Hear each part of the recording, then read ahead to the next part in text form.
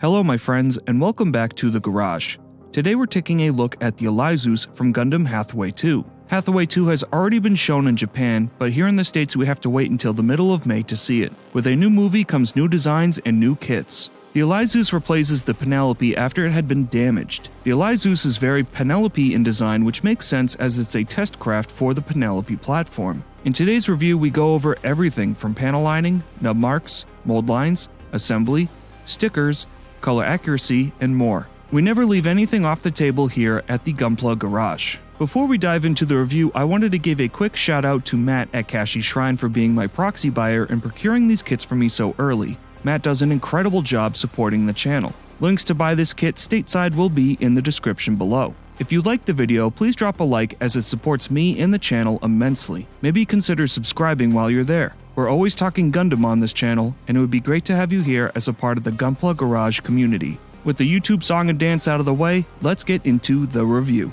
The Alyzeus comes to us in a massive box, about the same size as the Psycho Gundam Mark II and the Master Grade Full Armor Double Zeta Gundam. The box art shows the mobile armor flying in atmosphere looking really fast and fierce, really selling the size of this kit. The bottom side of the box shows off features of the kit, showcasing the mobile suit, mobile armor, and mass production new Gundam modes that this kit can pull off. The top side of the box is more simplistic with a few images showing off the details and weapons included with this kit. The side of the box shows this is release number 265 of the mainline high-grade series of kits, with the Hathaway logo on the gold tab and the red box denoting it's within Universal Century timeline. The Alyzeus includes two builds within it, the mass production new Gundam as the base unit within the mobile armor, and the Alyzeus mobile armor itself. Inside the box are 38 runners total. 12 of those runners belong to the mass production new, with the remaining 26 runners contributing to the Alyzeus mobile armor. Across all 38 runners are 587 pieces total,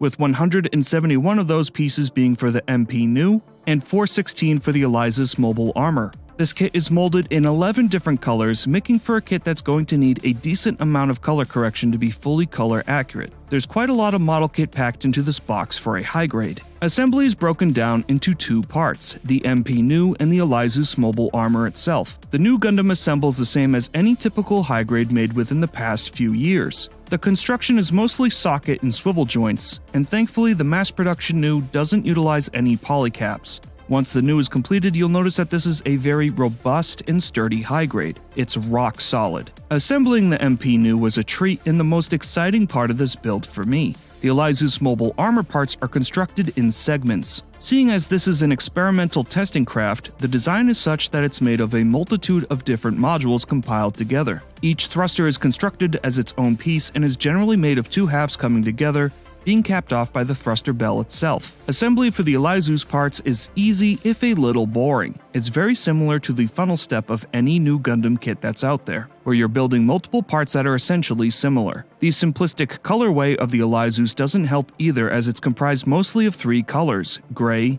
dark gray, and an off-white color. If you're new to the hobby, you won't have any issues building this kit. There's no confusing steps or anything like that. And for those advanced builders, there's going to be some aspects of this kit that will challenge you, and those will be covered in their respective portions of the review. Because the Alyzeus has a very simplistic colorway, this will absolutely be a kit I recommend to panel line. For this kit, I had to use a hybrid method of panel lining. I did my first pass lining on the runners with the Tamiya accent color black and cleaning up with Zippo lighter fluid. The panel liner ran fine for most of the parts on the MP new and about 75% of the parts for the Alyzeus. There are some panels here that are not well chiseled for panel lining. An area that immediately jumps out to me are the panels on the front shin armor of the Alyzeus, the upper white trim on the Alyzeus shoulder armor, the venting on the funnels that attach to the back. These pieces had to be panel lined with a pen or would require rescribing to properly be lined with Tamiya or POR type liners. You could leave these areas blank, but I think it makes the kit look a lot better with them panel lined and a lot less plain. There's a lot of little details here on this kit within the thrusters and venting that reaching some of these areas with a pen would be more difficult, which is where the hybrid method really comes in to cover all bases of panel lining with this kit. Because of the amount of parts on this kit, you will spend a significant amount of time panel lining, even when using Tamiya to do a bulk of the work for you. The legs have a lot of detail and the vents have a lot of detail, and while it may be time consuming, the completed look of this kit is well worth the time and effort to do so. The color accuracy for the mass production new and the Alyzeus is below average for a newer high grade, which given the price of this kit is a little disappointing to note. There are stickers included with this kit, but these stickers don't even cover all the areas that require color correction. For a screen-accurate representation of the mass production new and the Alyzeus, you're going to need to break out some paints. Areas on the MP new that need color correction are the 2 yellow armor pieces next to the cockpit, as well as the armored angle pieces on the top of the chest. There are 2 yellow angles on the cheeks of the head as well. On the waist, the insignia on the front of the armor should be yellow, and on the beam saber rack in the forearm, the front armor should be yellow. The 2 armor mounts on either side of the forearm beam saber rack as well as the arm cannon should be yellow. The middle indent armor of the feet should also be yellow. There are 2 armor pieces in the middle center of the bicep that should be navy blue, and the back half of the beam saber rack on the forearm should be blue as well. The front chest vents should be green on the inside of the vents themselves. For the mass production new, this is quite a lot of color correction, and these instances of color correction all have stickers included for them. The problem is most of these stickers must go over textured parts of the armor, wrapping around harsh angles. By doing this, you're going to lose a lot of detail and armor depth, as well as run the risk of the sticker adhesive giving up on those harsher raised pieces. That's not all for color correction on the MP new either. You'll need to paint the front vents on the shin yellow, the vents on the knee armor yellow on the rim of the vent, the lower portion of the thigh piston yellow, the side vent on the armpit yellow, the side panel lines on the upper chest yellow, the back hoses on the legs yellow, yellow in the rim of the vents of the rear skirt, yellow in the thrusters on the backpack, and finally green on the outer armor of the thrusters on the backpack. This is just color correction for the mass production new. For the Alyzeus, there are only 2 stickers included for color correction, and these are for the beam rifle. A navy blue sticker for the upper sensor area, and a navy blue sticker for the stock of the rifle. The rest of the color correction will need to be done with paint. These areas include the lower armor on the feet, and they should be navy blue, with the heels of the smaller toes also being navy blue. The indents on the front shin armor should be white. The raised panels on the heavy armor skirt should be white. The diamond panels on each end of all the thrusters should be colored gray. The panel underneath the top of the head armor should also be gray. The Alyzeus is going to need a lot of TLC to get a perfect representation of the kit out of the box. A lot of the paintwork required here is on small parts, so it might be relatively easy to accomplish as long as you thin your paints to the right ratios. You'll just have to be careful as some colors like the yellow and green colors may require some specific mixing to get it to match perfectly with the rest of the kit. The seam lines for the Alyzeus are plentiful but more manageable on the MP new. The new Gundam follows the modern trend of seam lines being asymmetrical, so all you need is a run of the pen down these lines to mask a seam line as a panel line. This is most noticeable on the shoulder armor, the forearm armor, and the upper thigh armor. There are noticeable seam lines on this kit, most notably the seam lines down the middle of the legs, down the middle of the sides of the lower abdomen, at the collar, near the head, and across the top of the head. These are a standard amount of seam lines for a high grade. Where the seam lines tend to get a little much is on the Alyzeus armor. We have seam lines on the armor at every thruster bell, as the end of the bell caps off the thruster itself. This line is not present on the line art, so if you're going for a perfect build, you'll have to seal all of these. This is no small order as these seam lines are rather large, so you may even need to break out some putty to perfectly seal these lines. There's also a seam line down the middle of all these thrusters where the 2 halves come together. Other seam lines on the Alyzeus are the 3 white thrusters on the top of the leg armor, on the white thruster at the edge of the shoulders, and the gray mount below that thruster. We have a seam line down the forearm armor of the Alyzeus, but this could be somewhat masked as a panel line. It's ultimately up to you. Down all the thrusters on the funnels, and down the gray thrusters on the back of the head armor. Seam lines are to be expected on a high-grade Gunpla kit, and most of these seam lines are manageable, but the large gap seam lines on the thrusters definitely leave a lot to be desired. The nub placement on the Alyzeus and mass production new are the same in that nearly all nubs are on the edge of the armor. There's a handful of nubs in the center of a part like on some of the parts formation parts and the missile pods, but these shouldn't be too bad to file away with your gun primer razors or sandpaper. You'll want to keep these files handy because on these gray parts you may want to sand down a fair amount of these nub marks.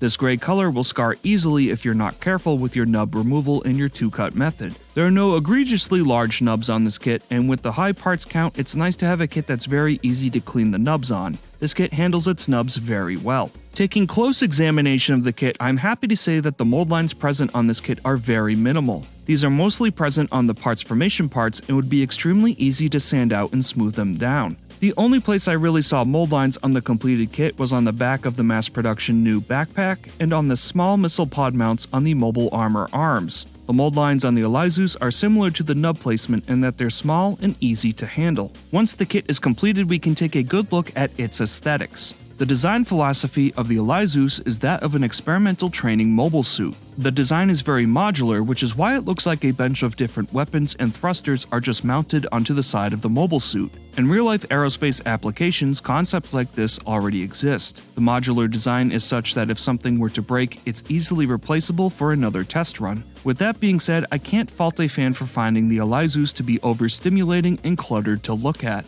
The absolute worst thing about the aesthetics of the Alyzeus in kit form are the hollow parts. Once the mobile armor and mass production new are combined, there's some parts that are hollow and easy to spot. The bottom of the Alyzeus feet are hollow, which doesn't look great for a flight-designated mobile armor. The forearm armor on the Alyzeus is all hollow, which is pretty blatant to see as it's forward-facing on the mobile armor itself. Lots of the parts formation parts are hollow, which isn't great as there's moments where you can see these parts on both sides. Lastly, and most egregiously, the feet of the mass production new are hollow in the toes, and it honestly looks pretty bad looking from the back of the mobile armor. I'm not sure why so many of these parts are hollow, but it would be nice to have something within the kit that would cover these pieces. Maybe not all of them, but certainly for the MP New's toes and for the Alyzeus's forearm armor. I think even casual builders are going to have some issues with the amount of hollow parts on display here, and for the advanced builder, if you wanted to have a perfect representation of the Alyzeus, you're going to have your work cut out for you. With all aspects of the build covered, let's dive into articulation. We'll cover each section here starting with the mass production new, and then how that part is once it's transformed into Alyzeus. The head is on a swivel in the chest and a ball joint in the head, giving us a decent forward and backward head bob motion. The head can look up and down, but only a little bit. The head can tilt left to right a surprisingly good amount. The head can rotate left to right, but only a little bit because it gets stopped by the collar. The mass production new's head can't really move once it's inside the Alyzeus. The top chicken head portion can move up and down and forwards and backwards, but that's about it, and that's mostly for the transformation. With the torso, the mass production new has a slight ab crunch. What's even more impressive is the left to right lean in the abdomen. If you pull up on the waist, you can spin the torso 360 degrees here, but if the torso is fully inserted into the waist, the armor stops it. The front skirts can lift upwards nearly 180 degrees. The side skirts can lift upwards a little bit, but can also swivel forwards and backwards. The rear skirts can swing backwards 90 degrees. Finally, the legs can drop in the waist, giving more range of motion. For the torso, the Alyzeus does have a slight left to right swivel at the waist, though it's not much. The Alyzeus can also lean left to right, utilizing the articulation of the mass production new. For the mass production new, with the skirts at their farthest points, the legs can kick forward 90 degrees with the legs tucked and about 120 degrees with the legs dropped. The legs can split out 85 degrees with the legs tucked and a full 90 degrees with the legs dropped. We can only kick backwards about 30 degrees with the legs tucked as they snag on the waist frame. But if we drop the legs, a full 90 degree kick backwards is achievable. The legs can rotate 360 degrees at the thigh. The knee is double jointed, allowing for a full leg compression. The foot can swing forward and backward in the shin. The foot also has a downward and upward swivel. Lastly, the foot can tilt left to right a very good amount. On the legs of the Alyzeus, the hips can raise upwards and downwards and are surprisingly strong. With the skirt opened, we can kick the leg forward a fair amount. We can kick the leg backwards as well. The knee joint is double swiveled so we can compress the leg, though this joint can't really handle the weight of the leg armor, so forward kicks tend to compress the leg due to the knee joint. There is no outward split as it's relegated to the hips. The foot can swing forwards and backwards a good amount. The foot can also rotate left to right a good amount as well. The foot can tilt left to right for a good lean. Finally, all toes on the foot can compress downwards for a more aerodynamic pose. On the mass production new, the shoulder armor can swing upwards a full 90 degrees. With the shoulder armor extended, we can move the arm upwards for a full T-pose, but nothing more. In the torso, there is a slight swivel up and down for a slight shoulder shrug. We can also swing the arm forwards a fair amount from the torso. We can swing the arm all the way around on the shoulder for a 360-degree rotation. The bicep is on a swivel so we can rotate the arm 360 degrees. The bicep is double jointed, giving us a full bicep curl. Last but not least, the hand is on a ball joint for a full rotation and swivel in all directions. On the Alyzeus, the arms are very complex and tight with movement. The shoulder armor can expand to give you extended range of motion for the Alyzeus arms. The arm can swing forward and backward a fair amount considering how cramped it is in this section. The thruster at the shoulder can drop downwards, so you can swing the thruster upwards, allowing you to reach the arm outwards a little bit.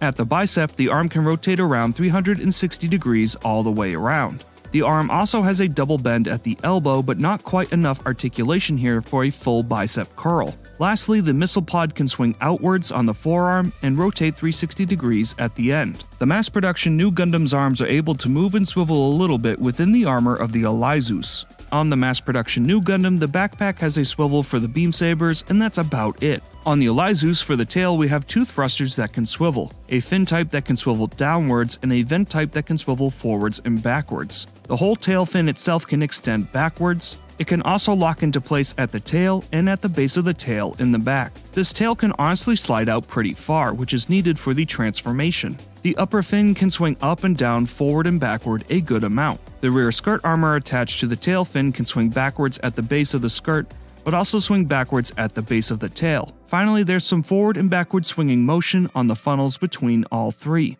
The Alyzeus comes with a compendium of accessories, though most are geared towards the parts formation. We will only go over the accessories that act as additional weapons and gimmicks. For hands, we get 2 closed fist hands, 2 open expressive beam saber hands, 2 open expressive hands, 2 shooting trigger finger hands, 2 small beam saber hands. They only give us 2 hand armor pieces, so you'll have to move these from hand to hand as you swap hands. We get add-on parts for the damaged Alyzeus mode, which includes parts to add the funnels to the mass production new, as well as the shield from the Alyzeus arm. We get 2 beam sabers and their respective blades. We get a small handheld beam saber in the forearm. We get 2 subarm beam saber parts that attach to the front skirt armor of the heavy weapon system and have a slight swivel to them. The beam saber blades also attach to these arms. Lastly, we do get 2 beam rifles, though we're only supposed to use one for this kit.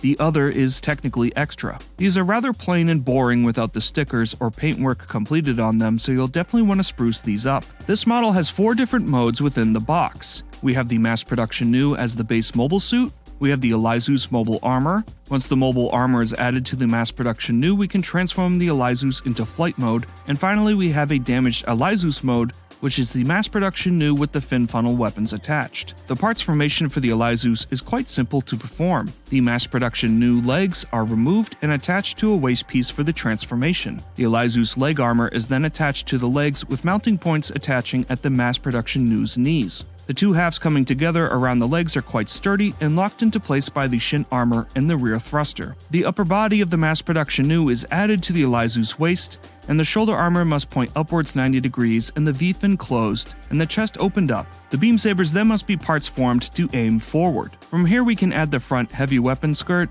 and add rear mounting brackets for the rear and overhead armor, and the 2 side brackets for the funnel racks on either side. Then we can attach the rear tail and overhead armor. We can attach the front chest armor to the slots on the mass production new's chest. Once the tail and overhead armor pieces are attached to the Alyzeus, we can then add the arm pieces using an adapter piece that fits into the shoulder socket of the mass production new. Once that is completed, we just add the 2 funnel racks on either side of the Alyzeus and we are done. For the flight mode transformation, we need to add 2 brackets to the base of the action base. We also need to remove the arm and funnel rack modules to transform. The action base brackets will hold both legs back in place as they're supposed to be used for flight mode, as the legs are not strong enough to hold this extra armor backwards naturally. We move the head armor up and over the mass production new head, covering it behind the chicken head.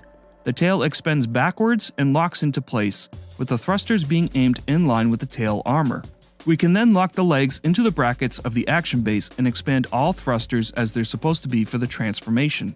We can then move all the toes downwards for the flight mode. We can then add the rear funnel rack mounts that makes the funnels run parallel to the tail armor. Lastly, we move the arms of the Alyzeus to their proper points aiming backwards in a sort of Naruto run and attach these back onto the mass production new shoulder sockets. With this, the flight mode is now completed. For the last transformation, it's thankfully quite simple. The manual calls this Alyzeus damaged mode, but it's just the mass production new with some additional weapons and the front skirt armor. This is the easiest transformation to accomplish and makes the mass production new look pretty cool with these additional parts added. The unfortunate part of all of this is that there's no way to display the mass production new with the Alyzeus mobile armor in a storage or flight mode. We saw with Penelope there was an option to display the Odysseus with the Minovsky flight craft, but that is not possible here. If you wanted to just display the mass production new, you'll have a pile of parts just hanging out with it. In this instance, you could do a cool flight line display of the mass production new with all of its options, weapons, and payload spread out, which is a real practice we see in the real world. Beyond that, the best way to display this model is in the Alyzeus mobile armor mode.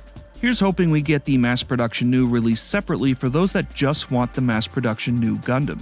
The poseability of the mass production new Gundam isn't bad and pretty good, with the only limited part being the upward arm raise articulation. Considering what this kit needs to attach to, I think the standard T-pose will suffice for the mass production new. With the good articulation on the new, we can pull off all sorts of poses with the new Gundam. The new Gundam feels solid in hand and in poses, which is a good thing when we consider that this kit needs to do a lot of work to handle the Alyzeus mobile armor parts. The Alyzeus is decently posable when we consider the nature of this design is a bunch of modules attached to it at different sides and angles. The swivels in the leg thrusters, intended originally for the transformation, can come into play here for different poses, which helps the Alyzeus have more expressive poses than we could come to expect. The problem with this combined mode is the legs are still based on the mass production new, so they are a little weaker when all the armor is attached. I don't think this is something the model designers could plan for given the outrageous nature of the design, when also taking into consideration that this all hinges on the mass production new as the base model for this kit. I found the Alyzeus to be more articulate over its peers, those being mobile armors that require a Gundam to pilot it, so the high-grade narrative Apex or even the high-grade Penelope.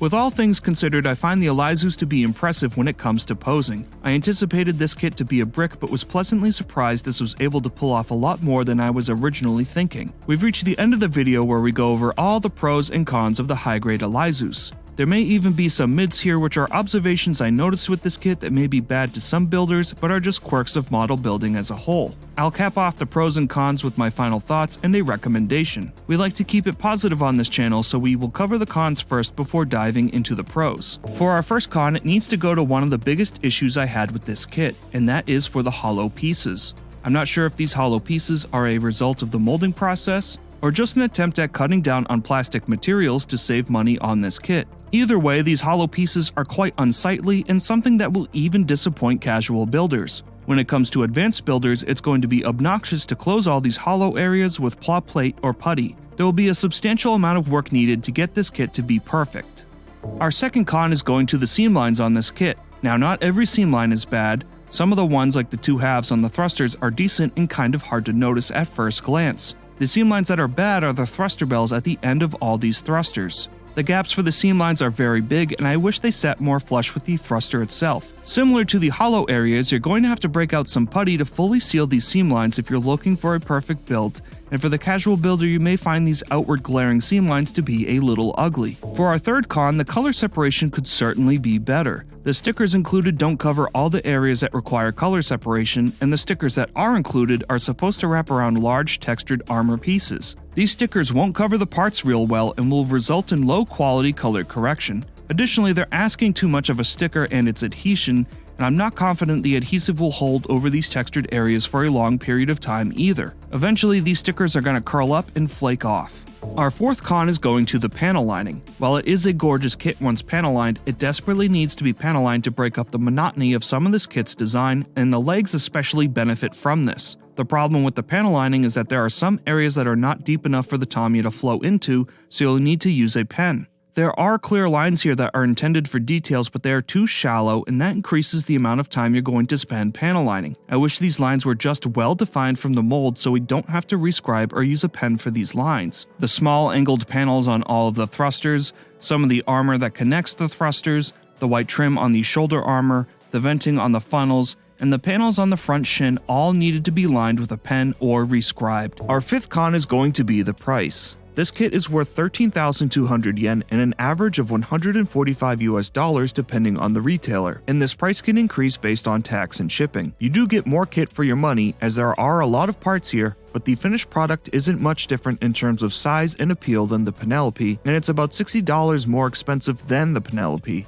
The other cons come into play here as the kit has a lot of hollow parts and not even a full sheet of stickers to make the Alyzeus fully color accurate. That's going to do it for cons, so let's dive into the mids. Our only mid with this kit is going to be the assembly process. While the assembly is easy, I will say there's a lot of repetitive steps while assembling this kit. It doesn't make for a very thrilling or exciting experience, especially because the design is so modular in its aesthetics. The gratification of the assembly isn't fully realized until the Alyzeus is combined with the mass production new Gundam. Now on to the pros. For our first pro, I want to mention that the nub placement is average but very manageable. We don't have any larger nubs that create easy scarring, and they're not placed on curved areas, making the two-cut method and a swipe of your file an easy way to remove nub marks.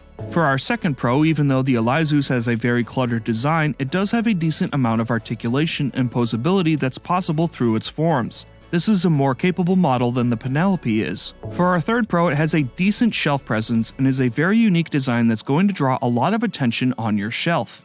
Our fourth and final pro, while the seam lines are plentiful on this kit, the same can't be said for mold lines. The mold lines on display here are minimal and in easy areas that can be sanded and smoothed out to erase these lines with ease. My final verdict. This kit was very hard for me to judge and even talk about. There's a lot I don't like about it. I find the hollow parts, the shallow panel lines, the big gappy seam lines, and the color accuracy to be issues with this kit. The hollow parts will look bad to a casual builder and be cumbersome to fix as an advanced builder. The shallow panel lines tend to annoy me when there's a clear intent of a line there that's just not chiseled enough to line. The color accuracy is poor, and while I understand a high grade is going to be prone to stickers, there are some big areas that need color correction and a sticker isn't even provided for it.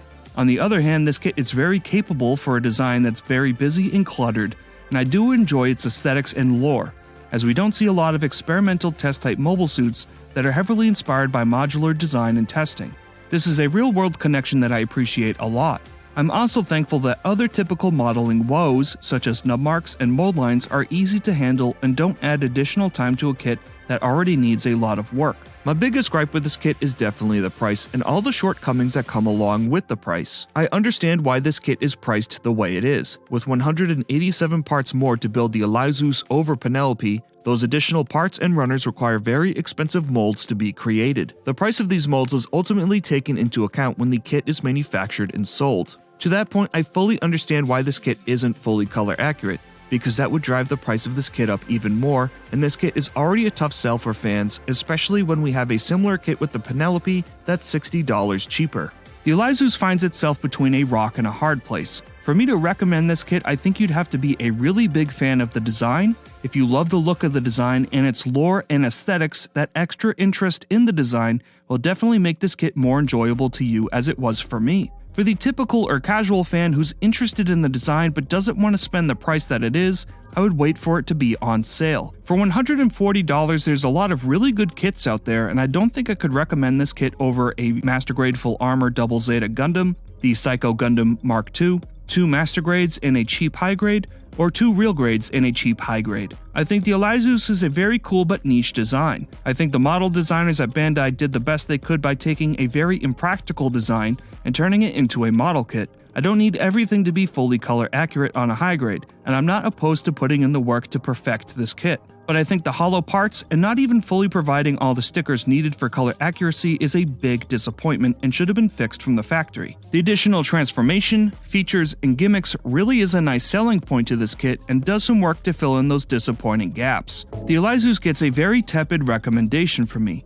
You really need to be up to a good challenge or be absolutely head over heels in love with this kit to get the most out of it. I feel the Alyzeus is going to be a little underwhelming to a lot of fans. And that's a shame because this is a kit that I was really excited for. Thank you all so much for watching this review of the high-grade Alyzeus. I apologize that this review is a little more critical than usual, but I'm always honest during these reviews and wanted you to be as well informed before making your purchase. If you made it this far into the video, drop a chicken emoji down in the comments below and let me know if you've already seen or are going to see Hathaway 2 when it hits theaters here in the USA. I hope to see you all in the next review, and until then be sure to stay safe, have fun, and happy building.